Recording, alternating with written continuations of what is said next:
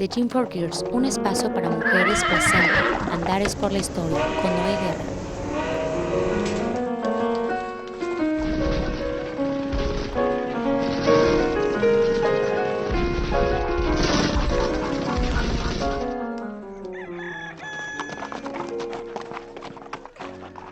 ¿Qué tal, amigas, amigos? Como siempre, un placer saludarles en este su espacio, Andares por la Historia.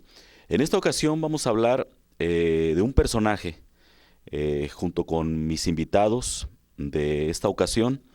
Y este personaje, les quiero adelantar, fue un individuo controversial en su forma de ser, en su planteamiento, en sus visiones, y de quien lamentamos su ausencia en el 2010.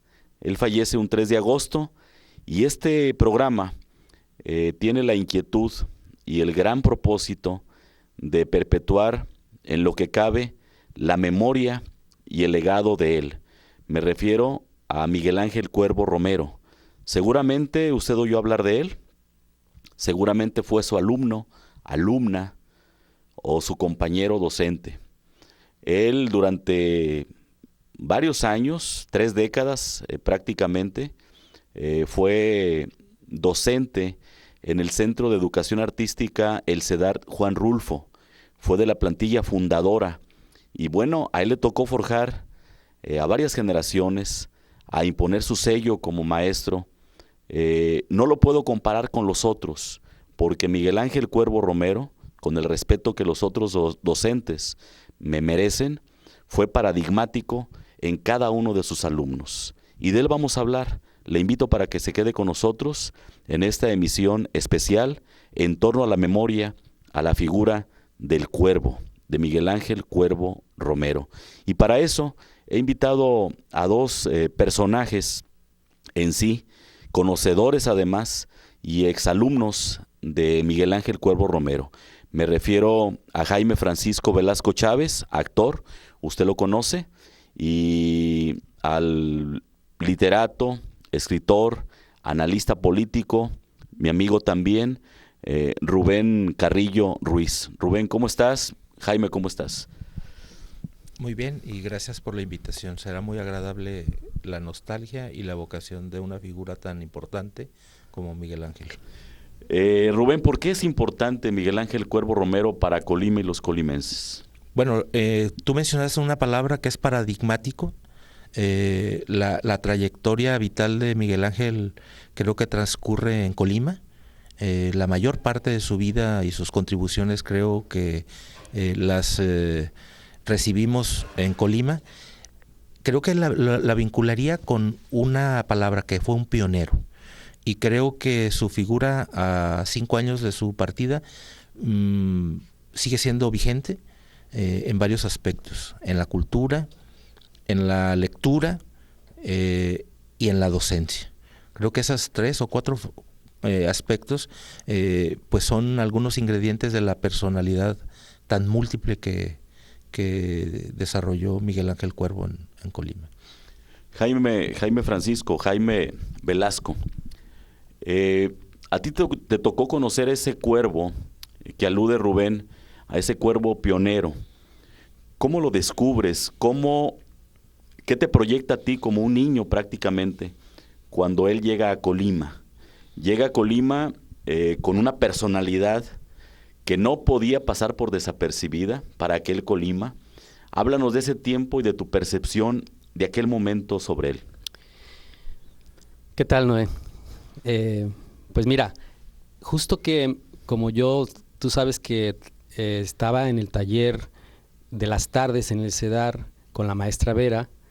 Entonces, bueno, yo la conocí más, digamos que estando en sexto de primaria, y empiezo a trabajar con ella en la secundaria, pero ya el CEDAR aparece en 1976, y entonces ella en las tardes tenía un taller al que yo asistía, de manera que me tocó conocer al maestro Miguel Ángel Cuervo el mismo día que llegó a Colima. Al ir yo en las tardes, pues entonces Miguel de hecho se instaló en el propio CEDAR unos días, en lo que después tuvo una primera casa en Placetas Estadio, y entonces sí, es un personaje distinto, muy capitalino, digamos, de saco, con barba, delgado, de 28 años, y pues con un mundo muy vital, muy bohemio, y entonces Miguel Ángel asiste a la maestra Vera en sus montajes. Te estoy hablando del Mago de Oz, en fin, en la cuestión de las luces, de la escenografía, hacen una bonita mancuerna Miguel Ángel y la maestra Vera. Entonces, yo no lo conozco directamente como maestro, porque yo estoy, digamos, en la secundaria. Después era mi maestro, soy tercera generación. Entonces, pero bueno, Miguel Ángel hizo muy buena mancuerna con la maestra Vera, iba a casa de la maestra, yo estaba por allí, platicábamos, yo como chamaquito, y los escuchaba conversar, y era realmente pues atractivo, fascinante escucharlos. Entonces sí, guardo una memoria muy, muy cálida, porque desde que llegó hasta su partida me tocó convivir con él. ¿En qué radica ese atractivo de Miguel Ángel Cuervo, Rubén? Era un individuo tosco físicamente, de manera rudas, era de voz fuerte y era de calificativos agresivos. ¿En qué radica ese atractivo con los alumnos, con las alumnas? Creo que un aspecto de la personalidad de Miguel Ángel fue el cosmopolitismo. Para empezar, pues era de origen cubano, y su familia, yo le llegué a escuchar en algunas ocasiones que era simpatizante, o que Fidel Castro llegó a estar en alguna de sus propiedades. Entonces, esa personalidad, creo que cruzada con alguna mitomanía en algunos aspectos, pues lo volvían fascinante. A mí me fascinó, me atrajo su figura desde que empecé a ver su biblioteca. Creo que su biblioteca actualmente está en el Centro de Educación Artística, pero me parece que era un profesor con una biblioteca tan inmensa. Abre puertas a muchos aspectos. Luego, otro aspecto importante era su verbo. Era un profesor que hablaba mucho y bien, muy intenso, y creo que eso era también un aspecto, una parte de para cautivar al interlocutor. Entonces, pues nosotros, creo que yo también lo conocí en una época anterior al CEDAR. Yo lo conocí en el 1977, un año después de fundado el CEDAR, por unas visitas que hicimos de la secundaria, cuando estábamos explorando las posibilidades de ingresar a la oferta del bachillerato. Y desde ese momento me llamó la atención, y creo que fue un parteaguas para decidir la vocación, porque todos mis maestros en la secundaria me diagnosticaron que tendría que entrar al ICENCO, al actual ICENCO, a la normal, y que tenía que ser profesor, un poco para después seguir algunas carreras llamadas rentables, o las más apetecidas, como abogado, como arquitecto. Y creo que ese aspecto para mí resulta inolvidable, porque aún sin haber estado en el CEDAR, Miguel Ángel fue como el catalizador de una vocación hacia las humanidades. Jaime, ¿crees tú que Miguel Ángel Cuervo, en esa concepción que pudiéramos trasladar de aquella época fue el ocasionante o el punto de ebullición para romper de alguna forma con las visiones estéticas y las costumbres que tenía aquel Colima setentero? Pienso que sí, porque mira, él, digamos que tenía la magia, creo que es la palabra, de crear ambientes a un nivel en donde tú vivías lo artístico de una manera muy directa, y no con esa distancia que de pronto otros maestros suelen tener, o que tenían, sobre todo en ese tiempo. Entonces, su casa todo el tiempo música clásica, o jazz, o, o música mexicana, Carlos Chávez,